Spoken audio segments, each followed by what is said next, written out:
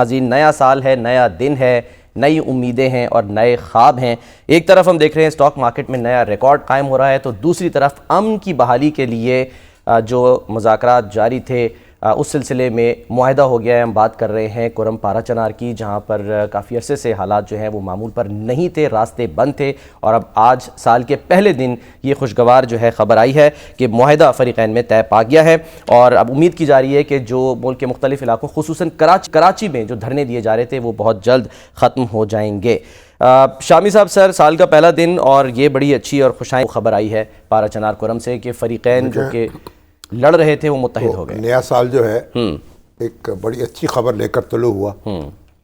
برسوں سے جہاں جھگڑا چل رہا تھا اور دو گروپ جو ہیں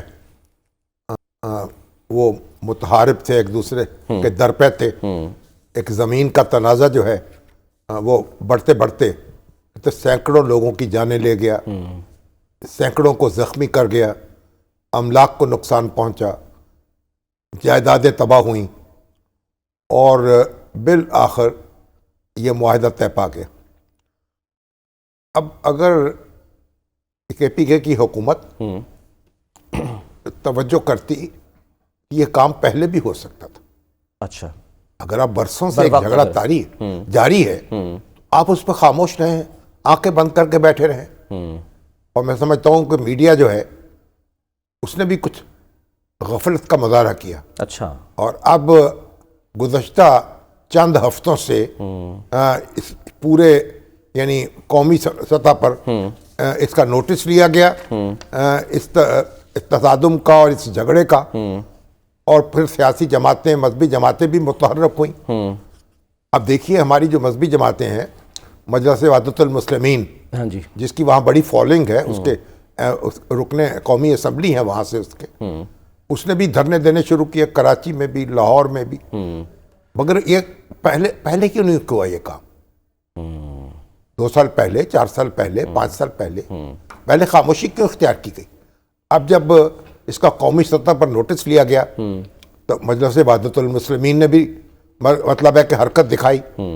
چلیے، دھرنے تو دیے، اب پورا شہر جو ہے کراچی جام ہو کے رہ گیا، لاہور میں بھی کچھ خلل پڑا، اب اس پر پھر وہاں بھی تصادم ہوا پولیس کے ساتھ۔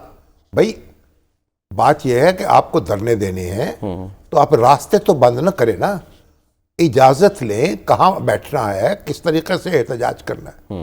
پھر اس کا کیا نتیجہ نکلا؟ وہ جماعت اہل سنت جو ہے، اہل سنت والجماعت، وہ بھی حرکت میں آ گئی۔ اس نے کہا ہم اب دھرنے دیں گے ان کے مقابلے میں، اور ہم بھی شہر میں جگہ جگہ اپنے وجود کا احساس دلائیں گے۔ تو وہ جو فرقہ وارانہ تصادم وہاں ہو رہا تھا، یعنی گویا خدا نہ خواستہ دوسرے شہروں میں منتقل ہو جائے۔ دیکھیے، جب کوئی آدمی ظلم کا شکار ہوتا ہے اور پرامن شہری جو ہے وہ تشدد کا نشانہ بنا جاتا ہے، خواہ وہ سنی ہو خواہ وہ شیعہ ہو، سب کا خون، سب کی عزت، سب کی آبرو یکساں محترم ہے، بے شک، اور قانون نافذ کرنے والے اداروں کو قطعاً اس میں یعنی ڈھیل نہیں دکھانی چاہیے، اور صوبائی حکومت کی ذمہ داری ہے۔ اب دیکھیں جو معاہدہ ہوا ہے اس میں نکات بھی طے پا گئے ہیں۔ سر، اگر اجازت اس میں یہ بھی طے ہو گیا کہ اگر ایسا ہوگا، اب کوئی خلاف ورزی ہوگی تو مقامی سطح پہ جرگہ اس کا نوٹس لے گا، نہیں ہوگا تو پھر ضلع کی سطح میں ہوگا، پھر وغیرہ صوبائی سطح پہ ہوگا۔ ورنہ پھر اگر برق رفتاری کے ساتھ نوٹس لیں تو چیزوں کو خراب ہونے سے روکا جا سکتا ہے۔